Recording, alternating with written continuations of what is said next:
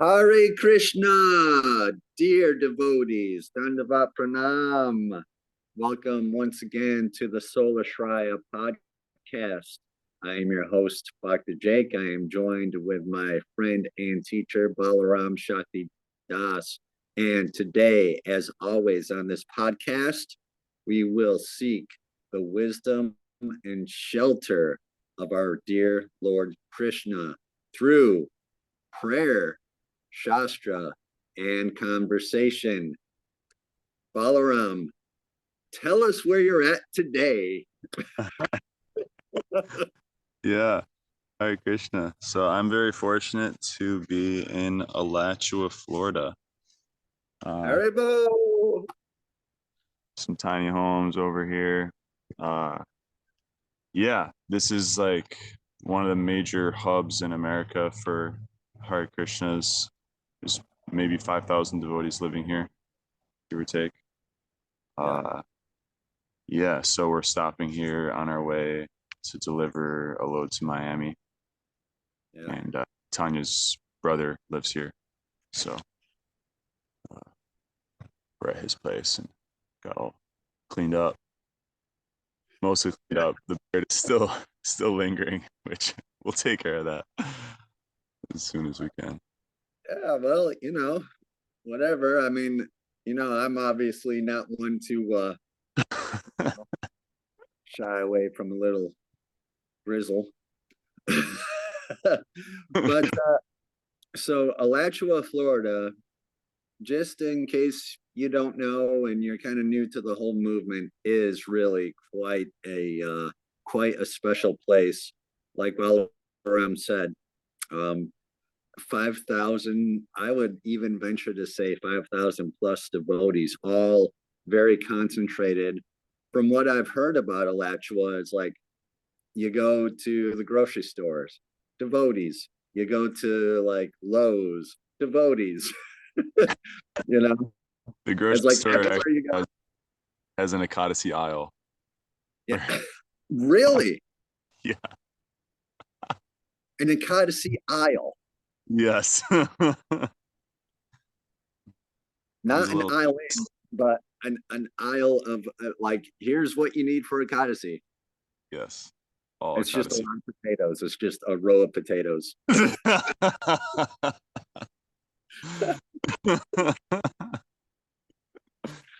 Oh man, that's Bhakti Jake's dream come true right there. Yay, potatoes! Potato consciousness.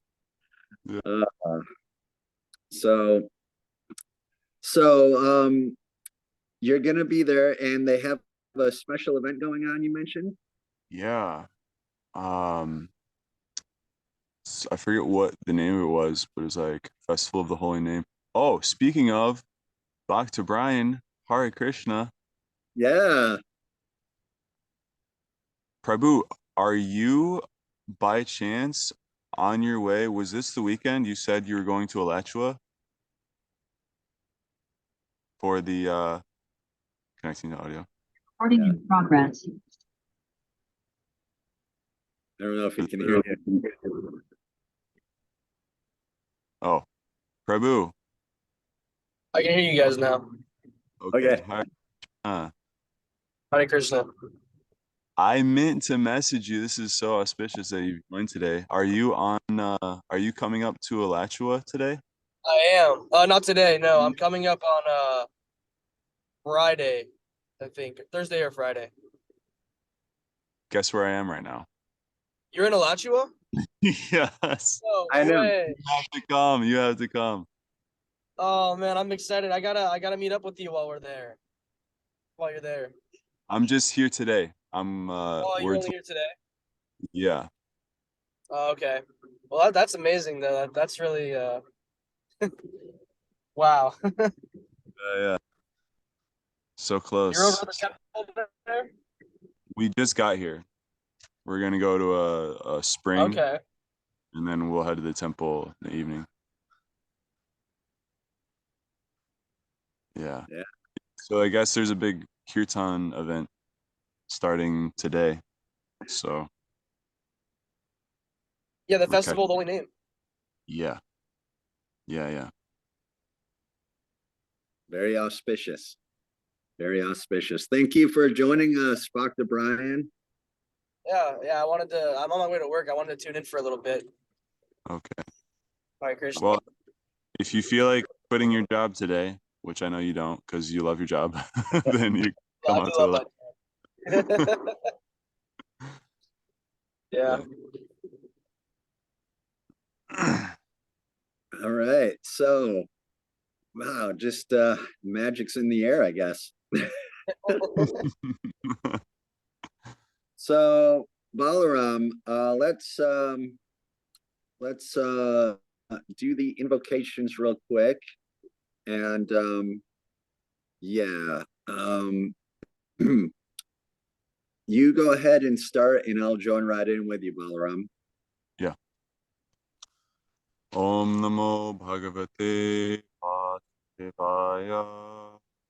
Om Namo Bhagavate Vasudevaya. Om Namo Bhagavate Vasudevaya. Om Namo Bhagavate Vasudevaya. Om Namo Bhagavate Vasudevaya. Om Namo Bhagavate Vasudevaya. Om Jnana Timrandasya Gyananjana Shalakaya Chakshurun Militam Yena Tasmai Shri Gurave Namaha. Namo Om Vishnu Padaya Krishna Prishtaya Bhutale Shrimate Bhakti Vedanta Swami Niti Namine. Namaste Saraswati Deve Gauravani Pracharine Nirvishesha Shunyavadi Paschatya Deshatarine. Vancha kalpa tarubhyascha kripa sindhubhya eva cha patitanam pavanebhyo vaishnavebhyo namo namaha. Jai Shri Krishna Chaitanya Prabhu Nityananda Shri Advaita Gadadara Shiva Sadi Gaura Bhakta Vrinda. Hare Krishna Krishna Krishna Hare Hare Hare Rama Rama Rama. Hare Jai, Jai. So, as I had mentioned before, Balaram, is that I do not have my book with me. So, anywhere where we had left off, I know that we were like 2 paragraphs from getting to the end of chapter 2 now, I believe. Yeah. We're also in the middle of a side conversation.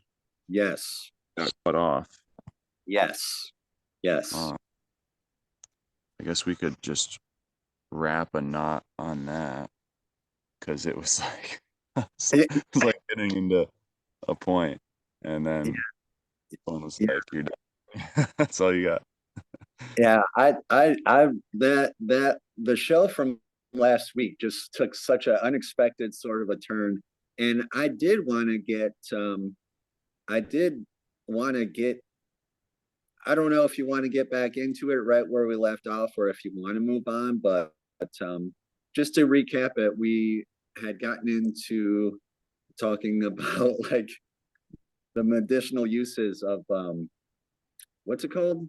It's oh yes, ayahuasca, which is really not something that I personally use or would use, and we're not like an advertisement for its use. But I believe we had left off with you were bringing up you were on the road and you got cut off, but you were bringing up a very interesting point about how what was it? How the it had something with the uses uh of like being on the spiritual realm or something like that. I'm not sure about that, but well, what I wanted to get to was consciousness, the like effects on the consciousness. Yeah. And yeah. so we're talking about form and energy, and like masculine and feminine principles of any path, or just of just the effect on your consciousness. So every soul has a particular level of consciousness where they're at. And then there's this supreme consciousness. And the goal of yoga and religion is to reconnect your consciousness with the supreme consciousness.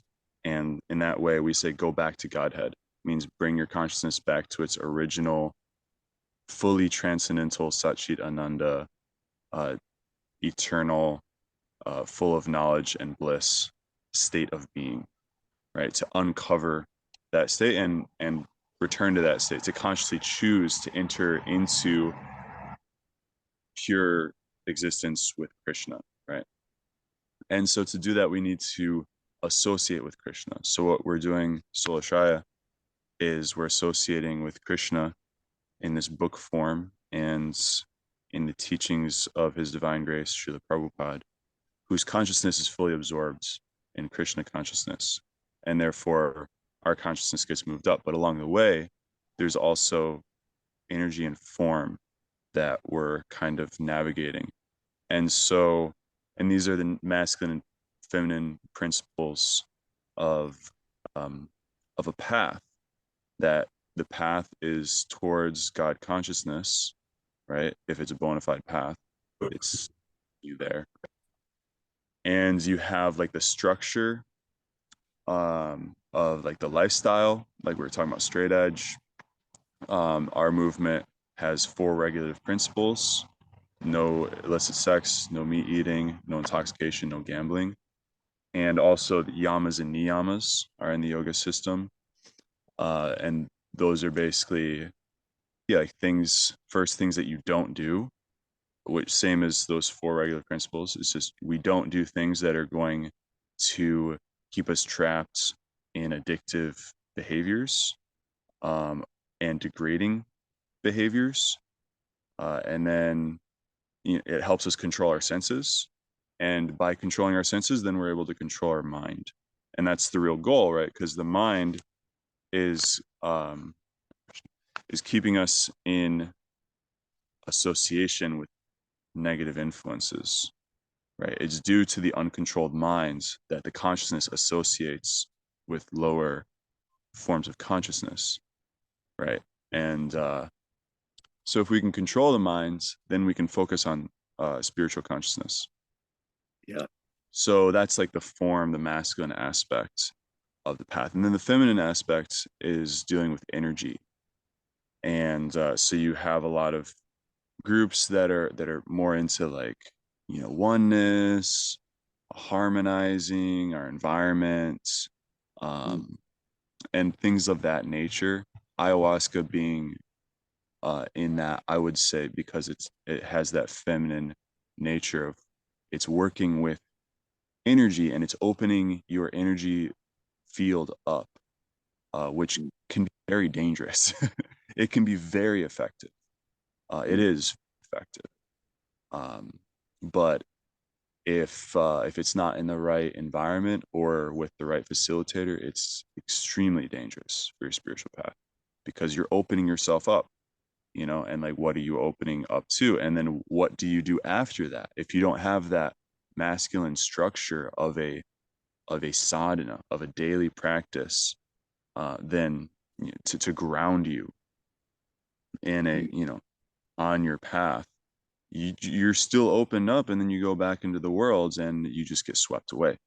And so it's like, well, what was the use then?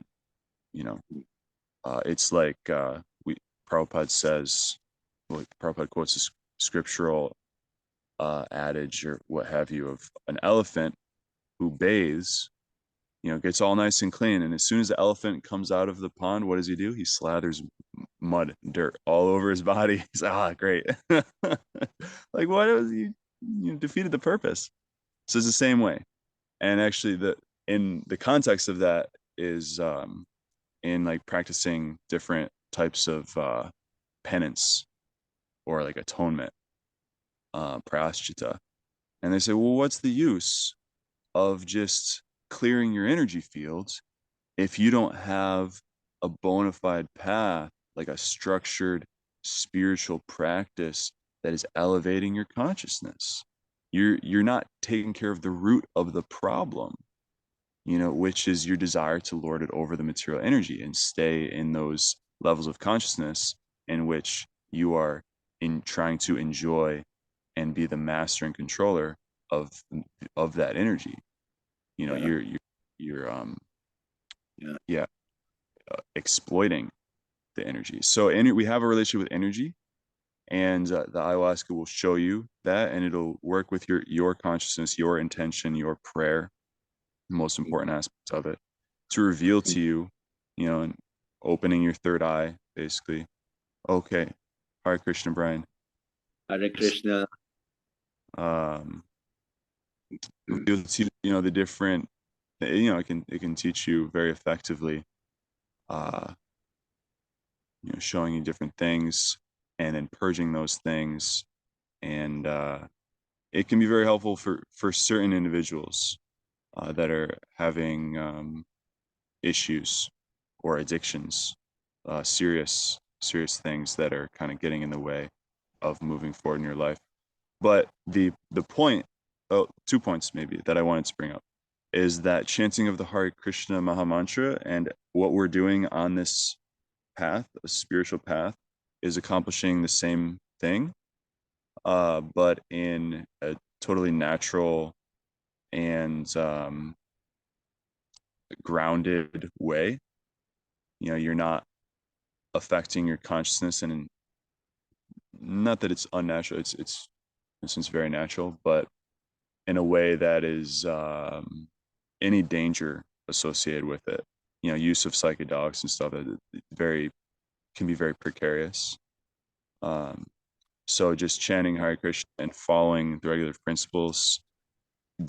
Hare Krishna means Mother, Father, God. So we're connecting with these two aspects automatically. And the main point that I was wanting to get to in the last show was the consciousness aspect, which is the most important thing. So it's like the energy, you have to deal with the energy. If you've got, bad energy or like entities, however you want to look at that, like knots of like the traumas, that's really what it is. It's right. The ayahuasca works with trauma, and it opens up and allows like new energy to flow in, which is, and meaning it frees up your energy, which is very important. We need to free up our energy, but what are we freeing it up for? So like, what's the point? So the idea is one idea you can look at it is we have like these different horizontal energy centers called chakras in our body, where we're exchanging, and energy is coming in and out like horizontal, like from me to you, like there's some energy that we're trading like this, right? But then there's also a vertical column where we're we're breathing with the cosmos, you could say, with God, with Krishna, depending on what your relationship with that is and how much you're actively giving your heart in devotion, right? And so Bhakti yoga, like our whole process is, okay, these horizontal things, like the peer-to-peer network idea, right? That's fine. It kind of puts a back seat to that. It kind of like places that in a secondary position to the main thing, which is bhakti, which is devotion. And if you do this, if you have this line very clean and very pure, then all of these other things, their subsidiary processes, that they will come into alignment with that. It'll all work itself out,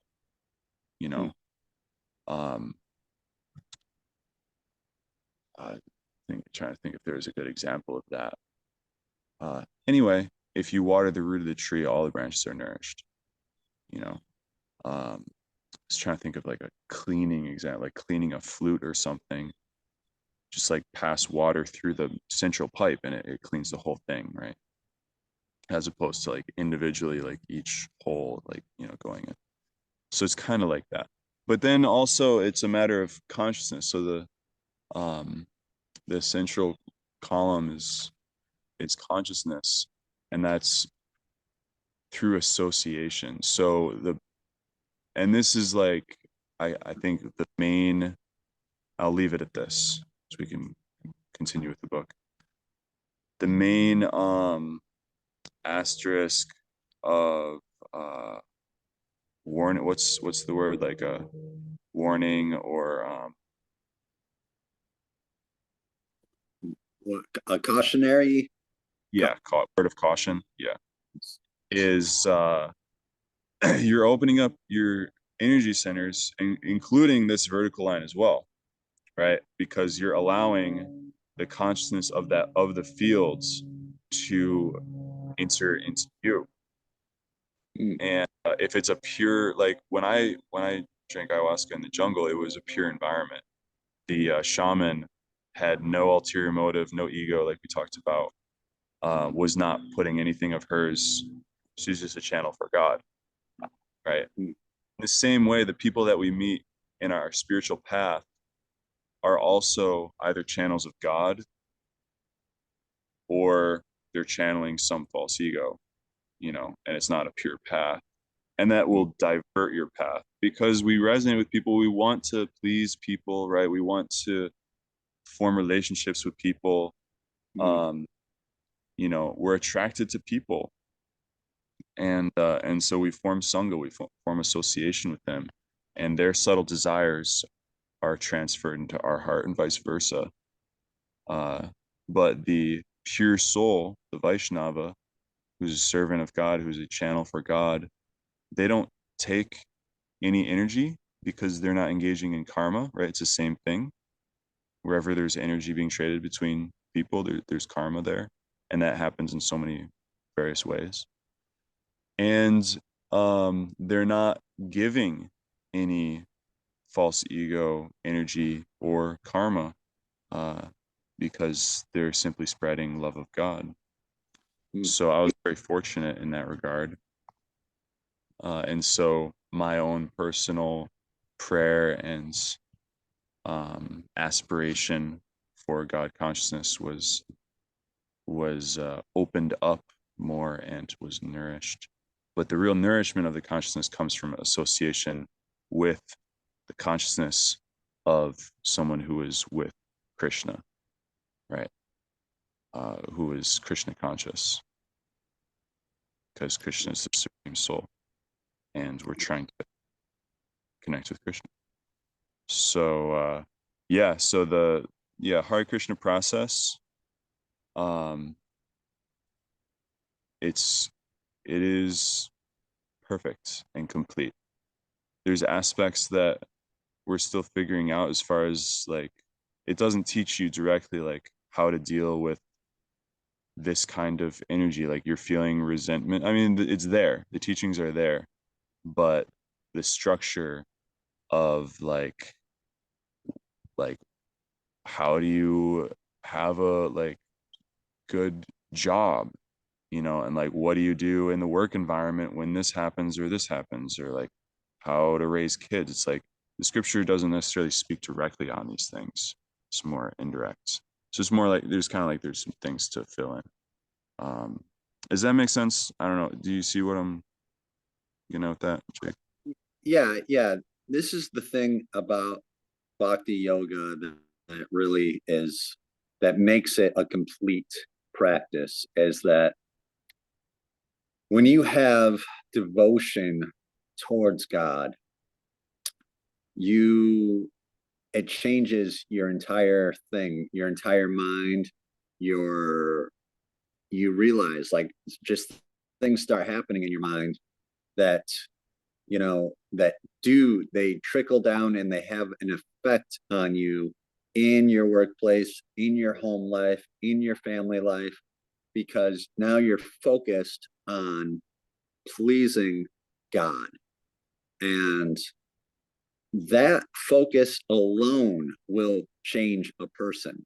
Just having that focus, that's what I'll constantly refer to as like the North Star. Okay, you have now a guiding point in your life, and because you're following that point, now everything else comes into order in your life. And there's principles about bhakti. There's principles to it. So relating to the ayahuasca thing, okay? Ayahuasca, you take it, it opens you up. There's energy fields. There's all this stuff going on, but it resonates well with bhakti because bhakti is such a clear path. It's a path that is open to order, I guess.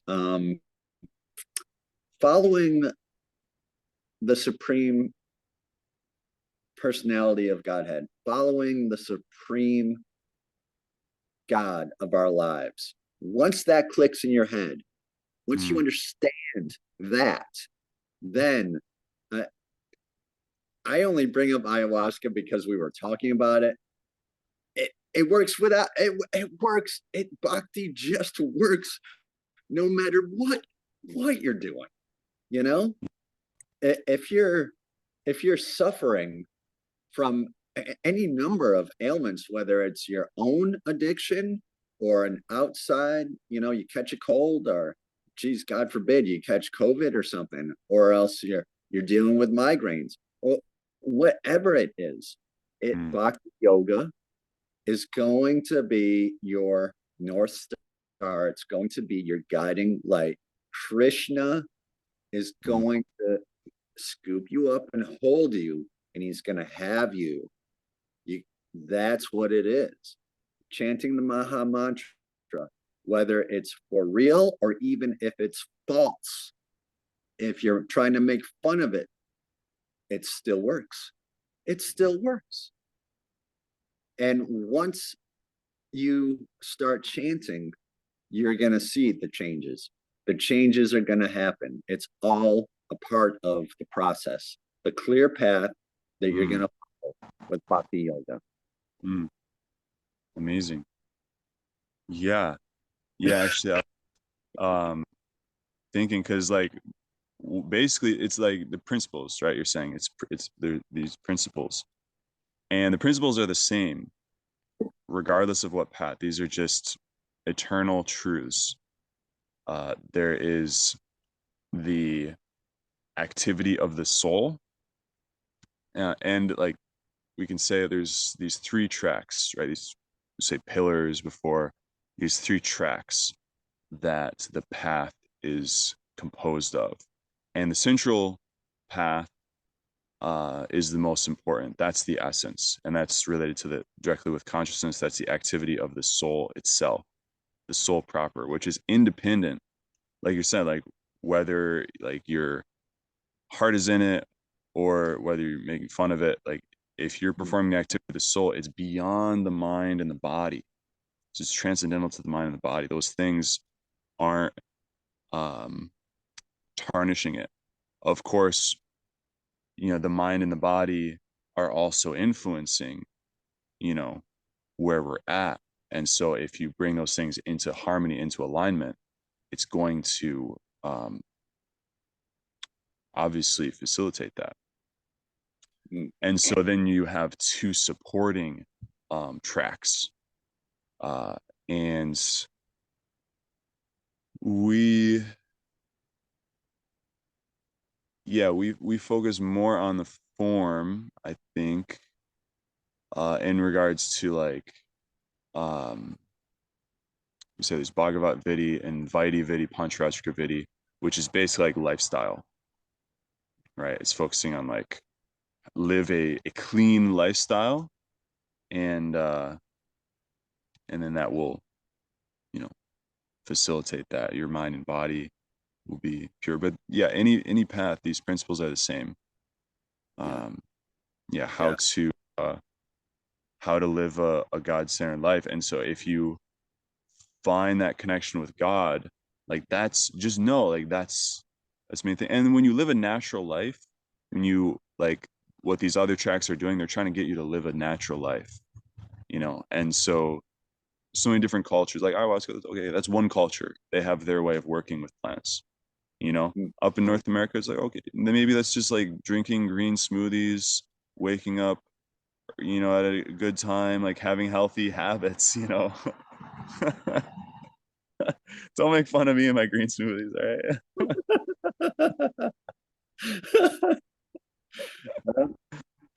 No, go ahead. That's cool.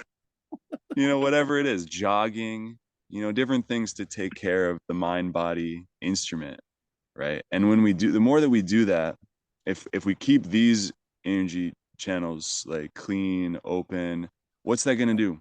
You're gonna have a realization at a certain point. Why? Because you're kind of churning the contents, and that churning process, this is basically what my shamanic teacher was saying, like, by coming more into the moments, right? The present moments, being still, having like you're healthy, you've taken care of the body in a good and a grounded way. You have good daily practices. Those points of trauma in your consciousness, which are they're present in every moment.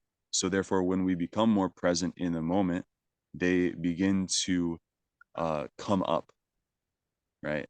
So that we can attend to them, because that's why they're there. We weren't able to give attention. Therapy actually. Hello, cat being. For coming and cuddling with me. Wow. Yeah, so therapy, like this cat right now, is therapy. Why? It means thank you so much. Hare Krishna. Oh yeah, you want to tummy rubs. Therapy. Welcome to Alachua, home of the kitties. I'm a cat man myself. You are? Yeah. Oh, I'm a big time cat man. Yeah. Cats are amazing. Therapy means to attend in like Latin. So like attending. So a cat comes over and just like, they're giving you loving affection and attention. And that's very therapeutic. Right. So so we get these traumas because there's something that our consciousness, wasn't able to handle or be present with. Right. And so that's like the whole thing, is when we live healthy lifestyles,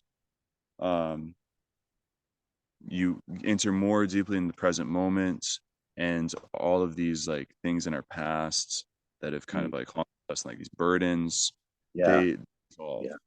And what happens if you're in your natural state like that? You'll realize God.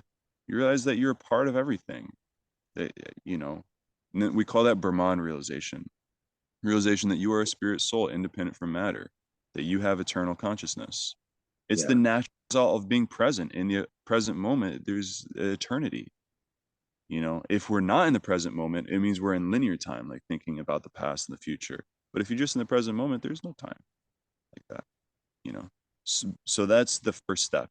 And Bhakti Yoga begins from that step. It says, okay, you've had an experience of being an eternal spirit soul. Wonderful. Welcome to life. Welcome to the world. And you realize there's a lot of problems about being in this world. Okay. So what's the goal? Where is the North Star? It's like, okay, I realize that I'm a star, but where is the North Star? What am I rotating around? What am I trying to get back to? Well, that's Krishna. You're definitely a star. Oh my goodness. Yeah, if I could just break it down one time.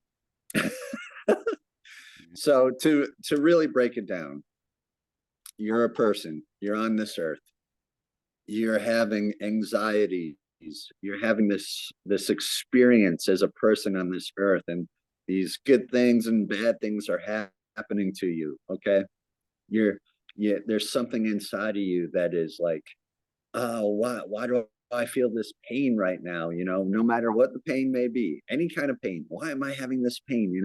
I'm having this anxiety. I'm having this separation happening. That's where it starts, is when you reach that point and you cry out for help, and you're like, what, God, please help me. What we're saying is that God is Krishna, and that by chanting his holy names, you're gonna have deliverance. That's what we're saying. And we're saying that not only is God Krishna, and by chanting his holy names, you're going to have deliverance, but there's this thing called Bhakti Yoga, which is a path, which has principles, which has things that you actually take part in, that you actually do. And it is like so natural to you that you're, as a human being, you're just going to go ahead and you're going to follow these principles. You're going to follow this path. Right. So what Balaram is saying is so spot on, so spot on. And I'm just trying to kind of like prop up what Balaram is saying in my own way, I guess. That's all I'm saying, is that once you enter in and accept, this is what it is. I want to be on this transcendental plane. All of a sudden you're on the transcendental plane. Time is meaningless. All of a sudden you are chanting and chanting, and Krishna is then reciprocating, and he's just giving you what you need. He's helping you out. He's just helping you out. No matter what is going on, he's helping you out. Beautiful. Yeah, I don't know. I hope that helps. No, that was perfect. Because that's what it is. It's like, okay, if you're a star, like you're a soul, you're an eternal spirit. What is the nature of your relationship with everything else? And is there a supreme spirit who is there as the Lord and the origin of every individual soul? And then, well, what's the nature of that? Because if you don't know that you're a soul, you can't know anything about the supreme soul, right? Yeah. Maybe in theory, you were raised in a certain church or something, and they say, no, there is. It's like, okay, I'm not experiencing that yet, but I'll take your word for it. There is. And so there's like one pathway is you realize that you're a soul by entering fully in the present moment and dissolving all of your traumas. It's like, okay, if you can do that, horrible. And then once you do, then you connect. But at any stage, because again, it's the activity of the soul. So if you call on God, so the first stage is Brahman, the second is Paramatma, and the third is Bhagavan. So the idea of these higher stages of God realization is first realizing that God is there with you, and then ultimately realizing him as your best friend, constant companion, and that you are always having this exchange with him, and he is providing. Bhagavan means what was that one verse? Prasya Shakti Vidavish. No. See that one. Anyway, he's providing Eko Bahunam Vididati Kaman, desire. Bahunam, of all of the entities, there's one, Eka, who is providing fulfilling the desires of every other living entity. Right. So that's the position of God. It's like, what you need, he's providing. So that's called Bhakti. Wherever there's Bhakti, that's where this exchange is happening. And wherever there's not Bhakti, then it's more of like a business deal. Okay, you want to live on your own. It's like Jake does with his kids. Like, okay, you guys want to go be rambunctious? Go ahead. Knock yourselves out. What's that? Go outside. That's what I say. It. You go out into the external energy. Whereas if you want the internal energy, you want Jake the person, you want his loving exchanges, come inside and be responsible human being. Yeah, that's it. If you've got a lot of pent up energy, go run around outside. When I was a kid, I lived outside. I mean, I'm pretty sure that both of us are from that generation where we lived outside. Nowadays, these kids have got these computers that they sit in front of, or big screen TVs or whatever. It's like, oh my goodness, I get so nervous. I do. I really do. Go outside, It's your mind, your imagination, Yeah, that's really actually what it is. It's like the ayahuasca is very wonderful in the sense that it's very effective and it wants to like reignite your imagination, you know, by open pineal gland, like, which is your vision center, right? It's that's what else would that be, you know? And that's we have that awake as children, and when we're in harmony with nature, we're outside. You know, this is the mode of goodness. You know, Yeah. it's a purifying effect on the consciousness. You know, Yeah. being in a natural state, and then your imagination is open. You're able to, you know, be creative and visionary. And when Yeah. we get touched, when we get disconnected from that, we're out of the present moment. You know, we're into this unnatural thing, and yeah, troublesome. But yeah, bottom line, very nice point, Jake, is call on the Lord, and He's there. Everything that you need to go back to Him, right? This is the Dami Buddhi Yogam Tam. Krishna says, for one who is constantly engaged in my devotional service, meaning when we're engaging in devotional service, Dadami Buddhi Yogam Tam, I give him the intelligence by which he comes back to me. So it means I straighten everything out. We'll do that.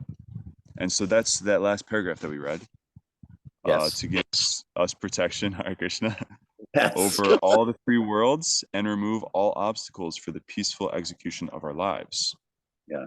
There it is. All the three worlds, right? We talked about order, disorder, and the worlds that has both heaven and hell here. Like I was listening to Jordan Peterson last night, and he's like, if you don't believe in hell, you haven't lived much. Like you haven't had very much life experience on this earth, because it's a real thing. People living in total hell, you know, Yeah. heaven Yeah. as well. There's people living very opulently.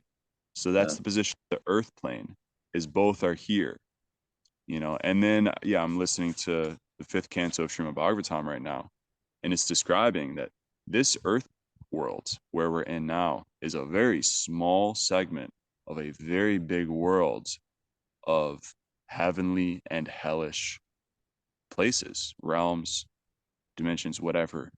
There are places where it's said, the scriptures say that this is the field of activity. This earth planet, this plane, this place is a field of activity wherein we sow good and bad karma, and the rest of the universe is heavenly and hellish places where you just live a very long time, depending on your merit, and you can live out because the universe needs places for that, because this is the fields. It's where we sow different seeds.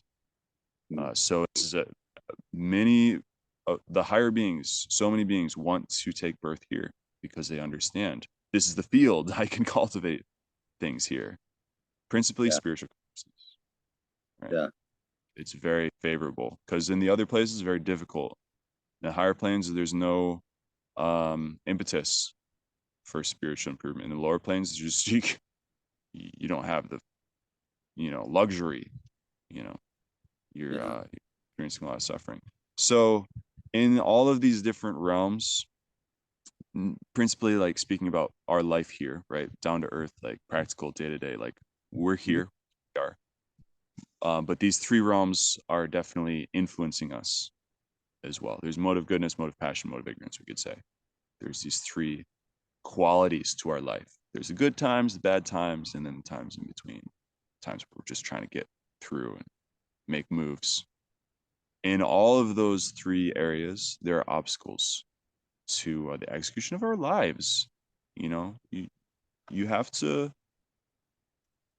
Prabhupada uses the word prosecute. It might have a different meaning for most of us, but you have to prosecute. You have to execute. You move forward with life, and that's if you do that in the right way, with the right intentions, and you call us.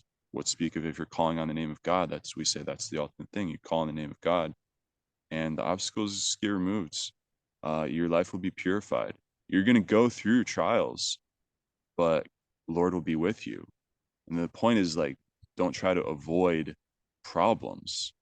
Try to become strong so that you can be a shelter during those problems. So you have realized transcendental shelter, and that makes a big impact on the whole world. That's another thing Jordan Peterson was saying last night.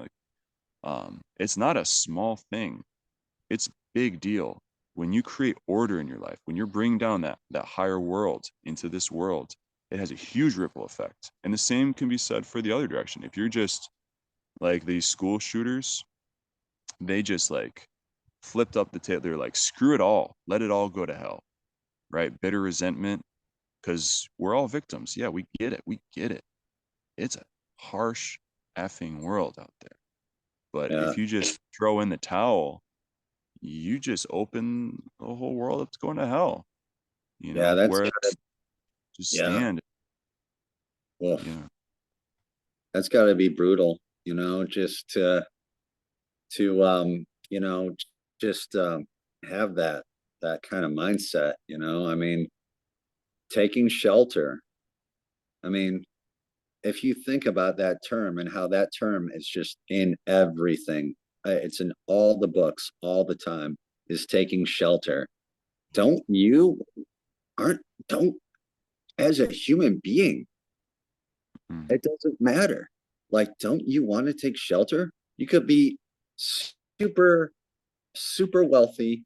You could be super poor.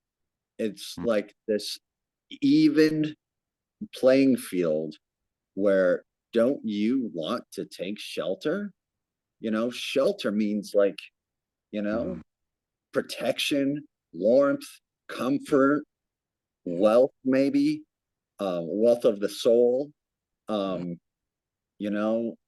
It gives you hope.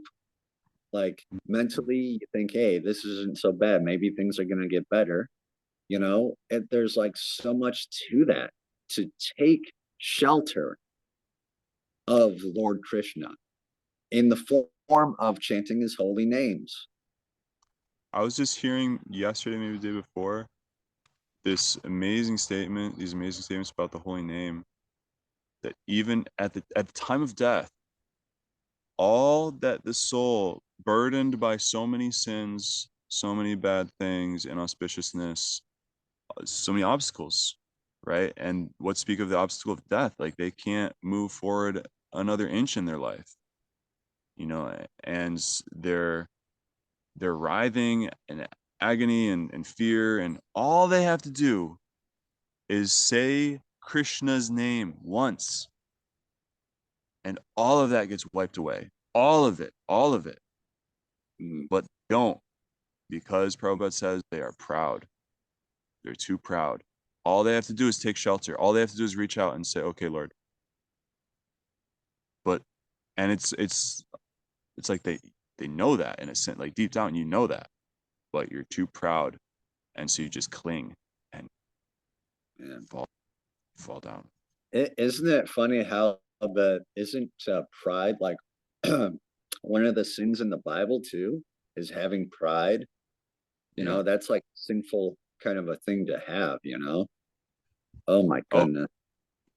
that will keep you very far from the Lord. Yeah. Yeah. So Pride. envy is the original sin, and Mm. pride is its first expansion. And then from that branch out all of the other sins. Yeah. It all springs from that. So that's the root. The root, watering the root. We talk about that. It's, taking shelter at the feet of God. What does that mean? The feet get humble, cut down your pride. Who Yeah. are you? Like, everything that you have is from mercy. There's no such thing as a self-made man. What have you actually made? Like, what can you actually be proud of? Did you make that shirt, Jake? You made that cup? You made that drink? Yeah, I made this drink. Yo, yeah. You made the raw materials? Or how did you learn how to make it? Oh no, someone taught you how to make it. I love how you make me laugh right when I take the biggest gulp ever. People do that to me all the time, and I'm like, so yeah, as humans, taking Yeah, it's pride. Here in the West, pride is like taught. It's like, be proud, made in America, proudly, you know. There's a lot of slogans I could say that I'm not gonna say, but it has a lot to do with industry, stuff like that. Proud. Okay, there is an aspect of taking pride in your work, doing a good job. We want to do a good job. But then there's the aspect of, well, I'm the best, and I mean, in America, it's the hotbed. It's the hotbed for prideful activity. You know, it's kind of sickening, actually. Because it's just ignorance, really. It's just Probably ignorance. This is opening up a whole nother thing. But I just have to say this because we have maybe 5 minutes. I don't know. Yeah. So I was hearing about Jordan Pierce. I listened to a nice long, actually the Joe Rogan interview. I was listening to that. He's apparently had several, but very good. Don't say that name because no one will watch us anymore. No way, what? Okay. I'll go over there to the other podcast. Oh, I see. Yeah, well, I'm just kidding. We're down so low the bombs won't even hit us. So they're talking about tribalism and like what was it like equality of results culture, like everyone's this like far left ism, right? It's a religion. Yeah. So equality of outcome, and it just leads to tribalism, and that's what we're seeing. It's just raw tribalism out there, and cancel culture. It's just my tribe versus your tribe.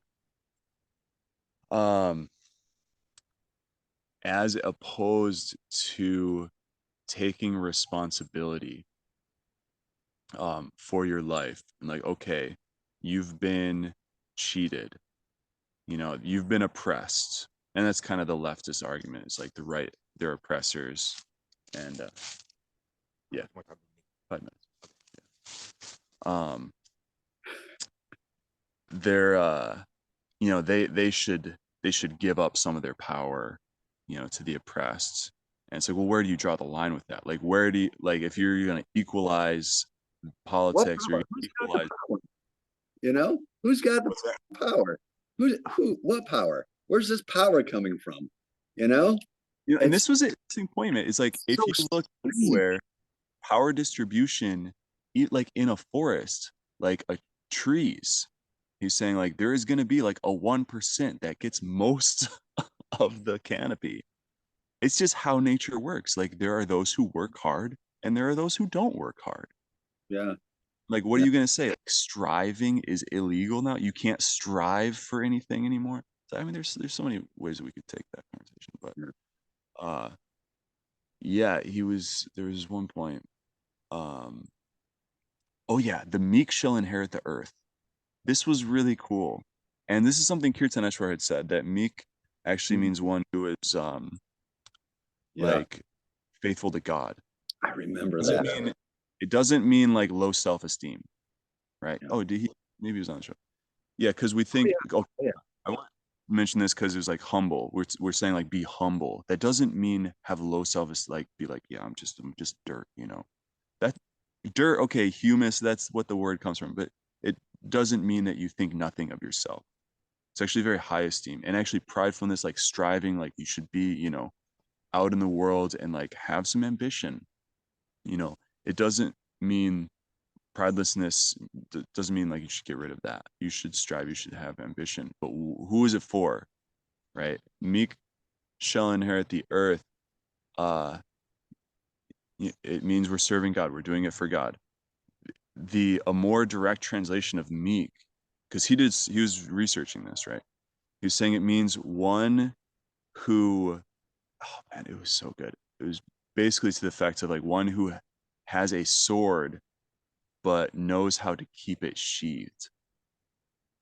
Right? Like they don't get reactive. They don't get into this tribalism mentality of me versus you. They have a sword. They can pull it out. They can definitely wield it, but they choose not to. It means they're taking responsibility, personal responsibility for your life. You know. Oh, that's good, dude. That's so good. That's so good. Yeah. Oh, that's so good, you know. Like, I'm gonna bear my cross. You know, it's like, okay, I've been cheated. Yeah, man. It's like shit happens. You know, this world's gonna shit on you. Like, that's part of the deal. It's karma. You know, it's part of being in the material worlds. You know, this isn't Vaikunta. This Yeah. isn't, you know, Yeah. Hakuna Matata, you know, it's not where we are. Yeah. You know, can't just sit back like that. Like, right, Simba was doing that. He was like, oh yeah, just gonna smoke weed all day and like not deal with any problems. It's like, what a philosophy, right? Yeah. But it doesn't work, you know. So bear your cross, right? That's what the saints, they're teaching. This is what this book is, you know, these books are teaching us. You just chant, the Lord is with you. He will empower you. He'll give you the strength you need to bear your cross and climb the hill, do the needful, and don't outsource responsibility or blame to anyone else. Yeah. And that will give you great meaning in your life. You'll feel great satisfaction. If you don't have that, if you try to just, you know, if your dream life is sit on a beach with a margarita, you're not going to be happy. You think, you know, the Hakuna Matata philosophy equals happiness. It doesn't. It will not. I tried it. You've tried it. We've all been through that. You know, what more do I need to say? If you can think of it, I've tried it. Oh, Krishna. No That happiness. is so good though. It's like having the sword in the sheath. Yeah. Like you could pull it out at any moment and cause a ruckus and chop heads off or whatever, but you choose not to, and that is really owning it. You know, that's really taking responsibility. And man, isn't that amazing? I mean, I guess I grew up in a world where that happened. That was like the norm. All of a sudden, it's like not the normal anymore. It's strange. It's a strange world we're in now. Yeah. Yeah. So you gotta get going now. Yeah, we should close it up. Okay. All right. Let's chant the Maha mantra 3 times, and then we will adios. See you later. All right. Hare Krishna, Krishna Krishna, Hare Hare, Hare Rama, Rama Rama, Hare Hare, Hare Hare Krishna, Krishna Krishna, Hare Hare, Hare Rama, Rama Rama, Hare Hare, Hare Krishna, Krishna Krishna, Hare Hare, Hare Rama, Rama Rama, Hare Hare. Thank you for joining us, people of YouTube. Like, subscribe, comment, do all those great things. We are the Sola Shraya podcast, and we will check you out next time. All right. I want this message to go out. It's not just, we don't care about followers. We just, the more people that can hear this, the better, right? Yeah, we're humbled that you just took 5 minutes to see what we are, and we are eternally grateful for that. Believe me, we're not making any money. We are just trying to get the word of the holy names and Krishna consciousness out to the people in our own strange way. Jai. Yes, Jai. All right. Hare Krishna, everybody. Thank you for watching. Haribol. Haribol.